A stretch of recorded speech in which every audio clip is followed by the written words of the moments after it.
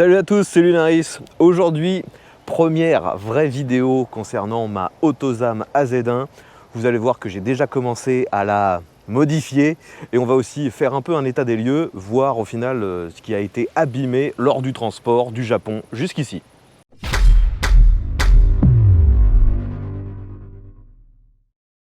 Donc les amis, si vous découvrez ma nouvelle voiture avec cette vidéo, sachez que vous avez une vidéo de retard.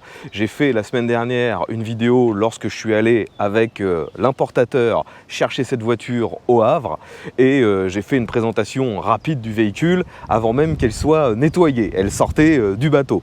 Donc si vous voulez ne pas avoir des infos en retard, pensez à aller voir cette vidéo. Pour les autres, aujourd'hui, comme je l'avais promis, on va faire un tour de la voiture. Je l'ai nettoyée, je l'ai astiquée dans tous les recoins afin de vérifier bien sûr ce qui avait pu être abîmé pendant le transport. Si vous avez vu la vidéo précédente, vous savez que le transport a pris très longtemps, que ça a été un peu compliqué, qu'elle a pris 3-4 bateaux différents sur tout le trajet.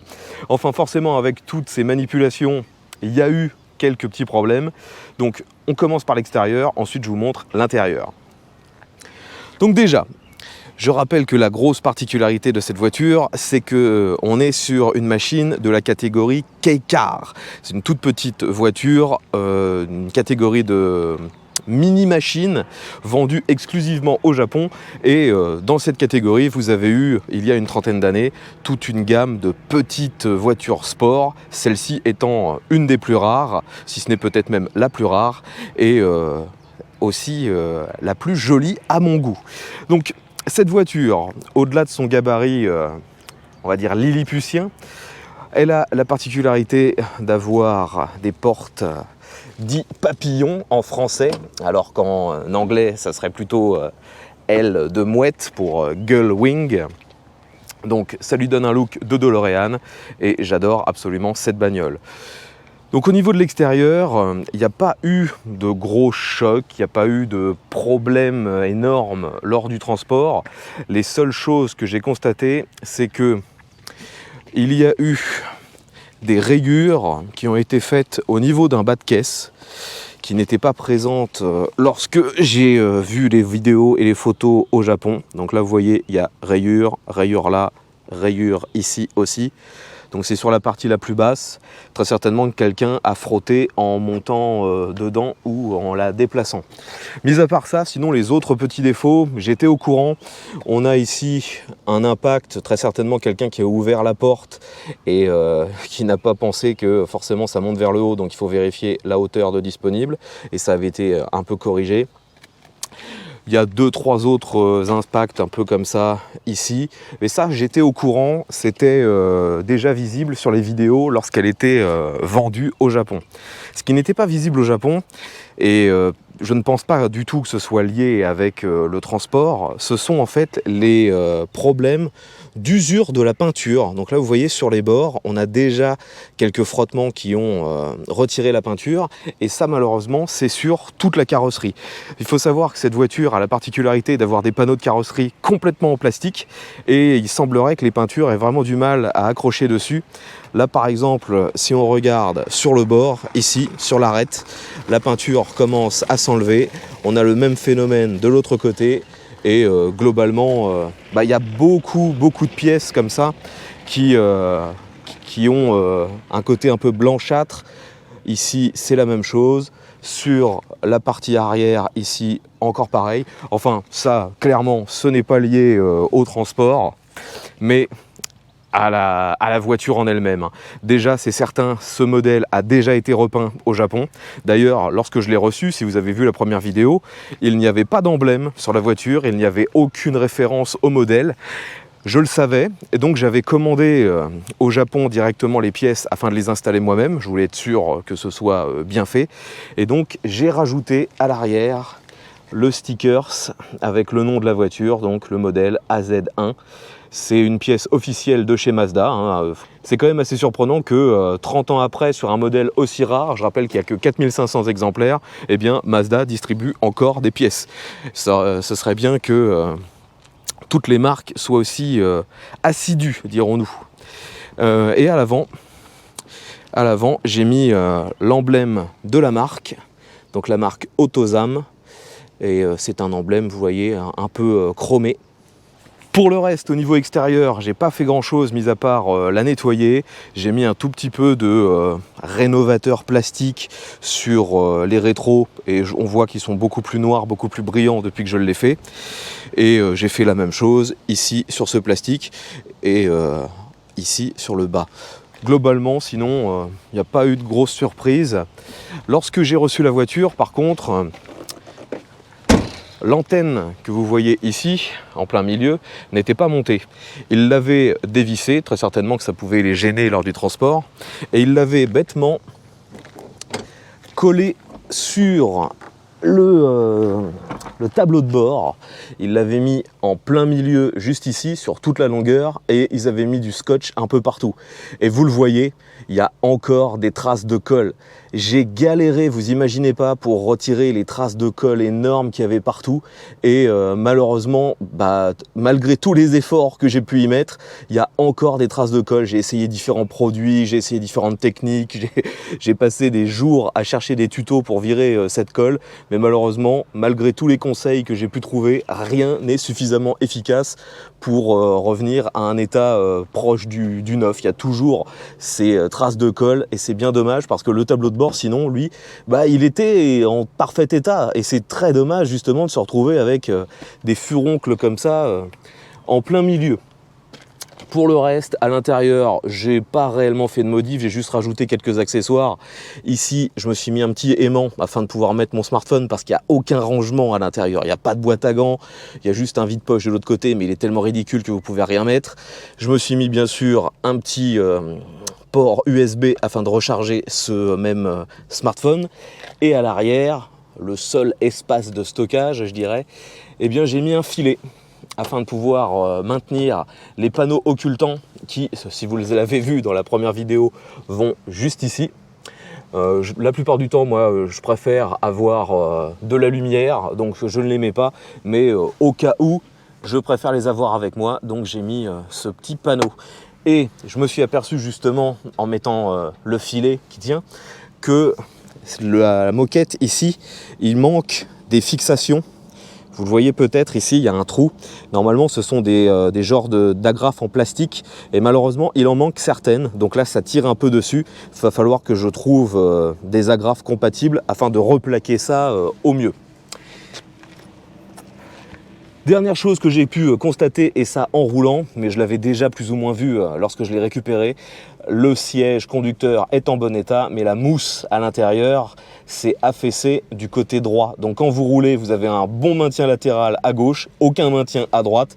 C'est très bizarre. Il faudra très certainement que je fasse refaire ça chez un sellier. Pour le reste, à l'intérieur, j'ai pas fait grand chose. J'ai enlevé l'autoradio qui était présent dans la voiture parce que c'est un autoradio japonais, donc déjà il ne capte pas les fréquences FM qu'on a nous en France.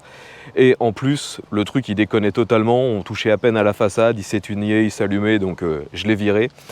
Malheureusement, la connectique à l'intérieur, c'est pas du ISO, c'est pas un truc standard, donc j'ai été obligé de commander un adaptateur afin de pouvoir mettre un autoradio on va dire européen. J'ai déjà l'autoradio, j'attends plus que l'adaptateur pour pouvoir le brancher.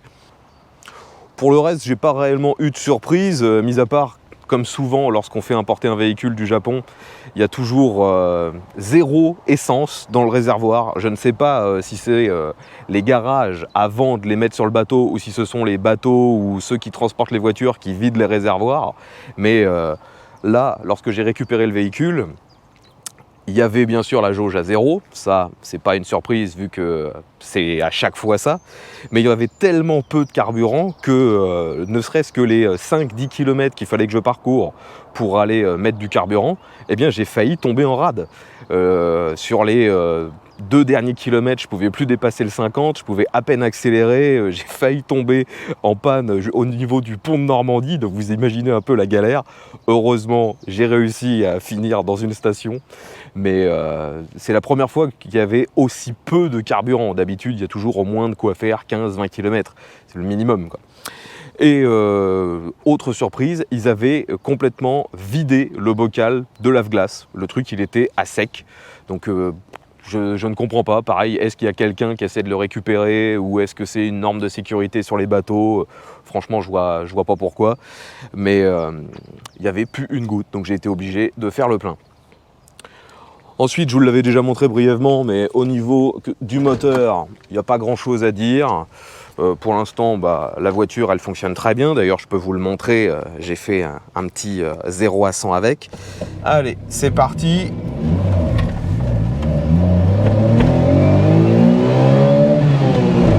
Ça prend 9000 tours.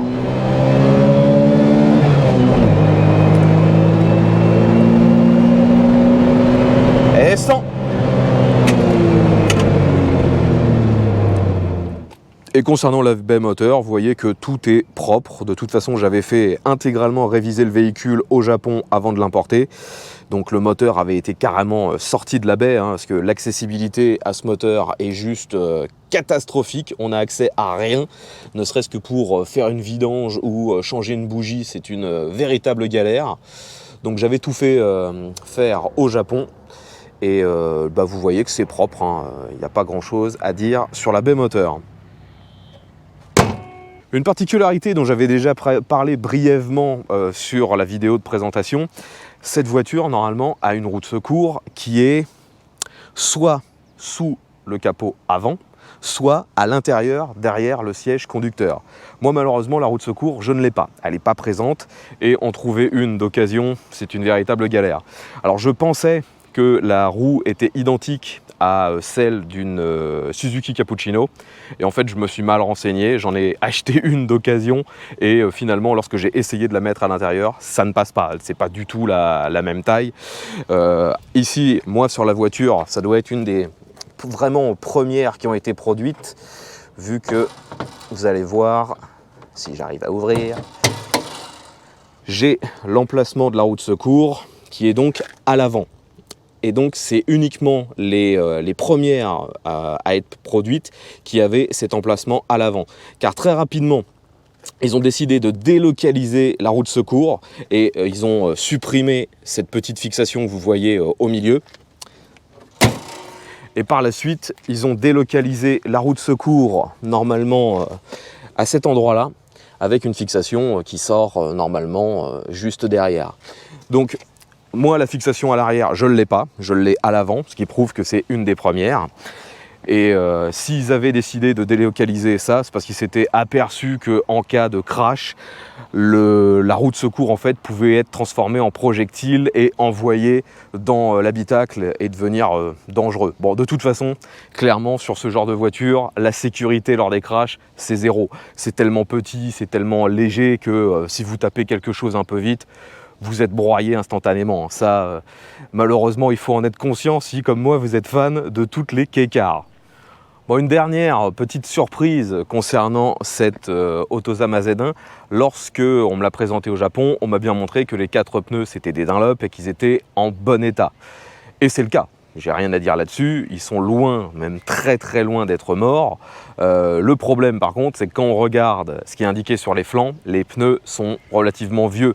Ils datent de 2013, donc les pneus ont une dizaine d'années. Ils ne sont pas usés ou abîmés ou craquelés, donc je pense pour l'instant que je vais les laisser sur le véhicule. Si jamais je voyais que le comportement n'est pas bon, j'envisagerais de les remplacer. En Europe, globalement, on trouve cette taille-là assez facilement. C'est des tout petits pneus, c'est du 155-65 R13. Donc, c'est pas des pneus très onéreux non plus. Si j'ai besoin, je pourrais les remplacer. Pour l'instant, je laisse ceux-ci. Ils n'ont pas l'air d'être, comment dire, dangereux en roulant normalement. Enfin voilà les amis, je pense avoir fait le tour des petites surprises, des découvertes que j'ai faites concernant ma AZ1. Au final, rien de grave, vous l'avez vu, la voiture est en très bon état. J'essayerai, si possible, de faire contrôler les sous-bassements, tout ça, mais j'avais déjà eu une vidéo faite par les Japonais qui contrôlait tout ça et qui montrait que tout était en bon état, donc logiquement il ne devrait pas y avoir de surprise. pour l'instant, j'ai plus grand chose à faire sur cette voiture, si ce n'est commencer à me mettre sur les démarches d'homologation. Alors c'est pas réellement moi qui vais m'en occuper, c'est Laurent, l'importateur de la société Carcoy. Mais tout ça, ça prend du temps, il y a pas mal de démarches à faire. Donc j'espère que d'ici au moins 3-4 mois minimum, ce sera bon, qu'elle sera immatriculée en France. Mais tout ça, il y a des délais. En plus, on arrive sur les périodes de vacances. Donc forcément, les délais ont parfois tendance à être rallongés dans ces périodes estivales. J'espère les amis que vous aurez apprécié cette petite vidéo. Si c'est le cas, n'oubliez pas un petit pouce vers le haut, vous la partagez sur les réseaux sociaux. Abonnez-vous si vous voulez plus d'infos concernant cette voiture, car il y aura clairement d'autres vidéos. À bientôt et à tous.